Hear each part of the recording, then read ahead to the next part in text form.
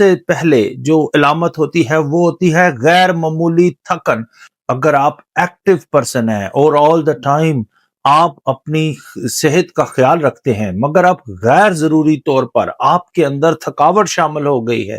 یا آپ کو صبح اٹھ کے تھوڑی تھوڑی سینے میں درد ہونا شروع ہو گئی ہے، یا وہ درد صرف لیفٹ بازو میں آتی ہے، چاہے وہ معمولی سی درد ہی کیوں نہ ہو، کیونکہ شوگر کے پیشنٹ میں سم ٹائم آپ کو درد نہیں بھی ہوتا، اس کے علاوہ آپ کو سم ٹائم ایسڈ ریفلیکس ہوتا ہے، یا آپ کو ایسی فیلنگ محسوس ہو رہی ہے کہ آپ کے سینے میں جلن سی آ رہی ہے، یہ بھی آپ کے لیے ہارٹ اٹیک کا سمٹم ہو سکتا ہے۔